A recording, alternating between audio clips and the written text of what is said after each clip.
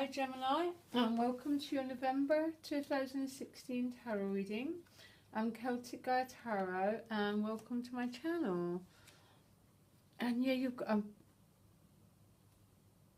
just this incredibly stunning reading combined with a couple of the most challenging cards. It's very, very, I'm not going to use the word odd.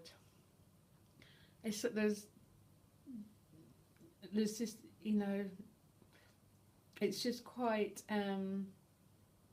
unusual to have such polarities in your reading here and such opposites. Because, for example, this is you, the Ten of Swords. You know, something's over. Hasn't been the nicest ending, but it's over. It's done. The Tens are always the endings. The Swords and the Wands are generally quite difficult endings, and the Cups, you know, that's sort of different. It's an ending, it's done, basically. But what sits on top of you is a Nine of Cups. So, even though this, for some, this is a difficult ending, I don't think it's been the end of the world, and it's an ending that's leading to the Nine of Cups and the Milk and Honey. So, that, I don't think I've ever seen these two together, actually. Unless, I have seen these before, and unless it's the ending of something really bad, like an awful marriage, or an awful job, or an awful relationship, and you're leaving it for something you really, really want. Because this is your challenge card, the Nine of Cups, which, I don't know, it's really confusing, because again, at the root of the matter, you've got the Five of Cups. At the crowning card, you've got the 10. So it's almost, Gemini, and please send me a message and help me out. There seems to be some ending and some loss coupled with some incredible happiness. So I don't know if this makes any sense. It's almost that something's not emotionally working out here. I see you crying over spilt milk, about what's been lost. But the Two Cups are behind him. And it's almost he's going to turn round. And he's going to see all the cups that were behind him. I know this is really hard to make sense of. But it's very similar to these. This loss is paired with the Nine of Cups. So it's a loss that's leading to happiness. And this loss here, this feeling of something's not worked out, is coupled with, I mean, this is the highest cup possible. You've got a 9 and a 10. This is a sense of overwhelming emotional satisfaction. So strange, Gemini. I'd love to know what's going on. And your additional guidance is Milk and Honey. It's hitting the jackpot. Let's carry on. See if any. It's only going to make sense to you, but this speaks to me maybe of something ending. There's a bit of loss, but an awful lot of happiness around the ending, something like that. It's a mixed bag. That's maybe what I'm hearing. So you start November, Rebirth card. Again, so that sense of probably some things came to an end, but now you're beginning to feel reborn from it. So this theme continues. I love the Judgment card. It's just that feeling of being grateful for everything you have and feeling happy, feeling that divine light on your skin and on your face, and after they've been in coffins, remember? So I'm thinking, I'm back to that Ten of Swords again. And I'll look at the weeklies, I'll do the weeklies tomorrow and see what they say. But this is Rebirth. You move on to the Knight of Pentacles. For a lot of you, this is an offer being made from a generally earth sign person. But could just be to do with an earthy thing, like a job, housing, that sort of thing. Or this could be a new person coming into Gemini's life, and maybe that's why the loss of something doesn't stay around for that long before it's a 10. This could very well be a new person coming in. Look out for the love readings. I'll do them over the weekend. This is a new offer coming your way, which means you move on from this ending almost like that to this new offer for some.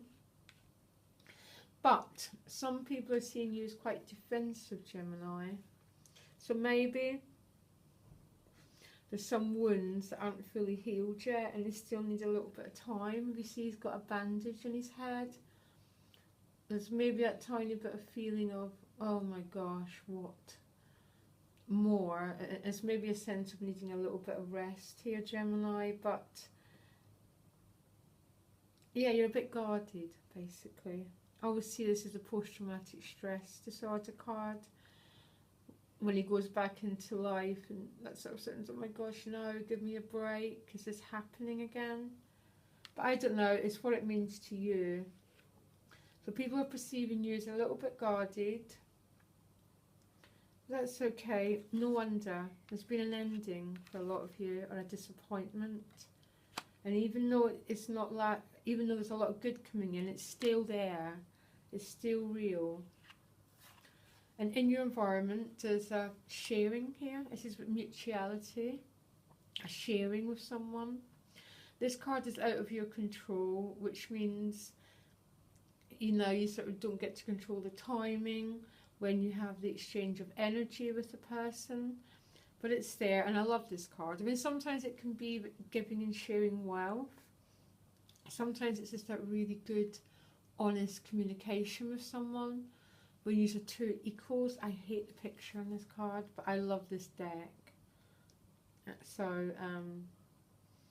I find this card is it's about a meeting of equals, but sometimes it can be someone helping someone else out. So it might be you, Gemini, as to help someone, or vice versa.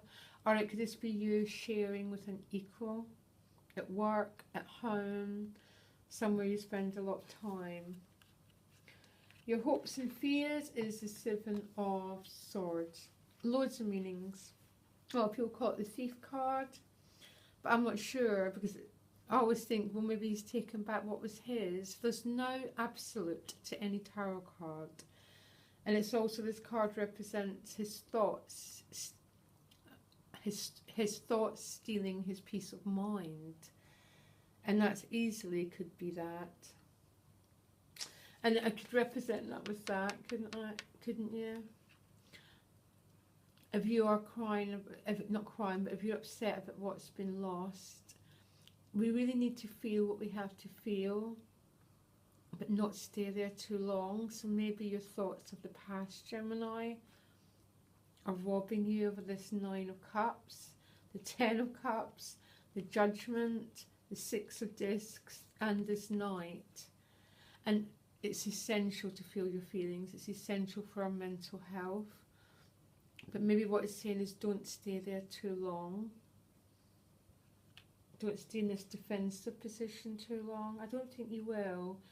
But that's a bit of a warning, that card, really, to me. It's just feel your feelings, but move on. Process them any way you can. The outcome's the Wheel of Fortune. I'm not remotely concerned about that Seven of Swords. It's a bit of a warning. Don't stay in the pain too long. Turn around. Look at the other cups, Gemini. Look. Don't miss this opportunity. Don't let this your thoughts take away your joy for too long. Grieve over what's done and move on. And the outcome is the Wheel of Fortune, the turnaround of events. That was a very, very... I'm not confused anymore. It was a confusing reading. I think I understand now that there seems to be a loss of something. Absolute. I mean, for some anyhow. There's definitely a loss. And it's almost a bit of grief around it.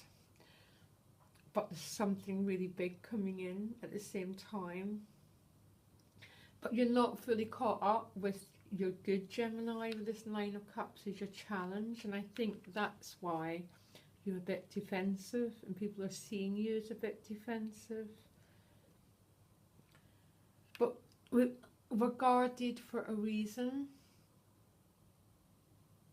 and you have to feel what you have to feel. Maybe the advice is honest communication, and then to move on, to not let ourselves be robbed by our thinking processes. And the wheel turns, Gemini. Wonderful. Okay, so look out for my weeklies. I'll do them on Thursday. And look out for my love tarot in the next couple of days. Very, very interesting month. You always get really interesting readings, Gemini. Okay, I wish you all the best. Okay, bye.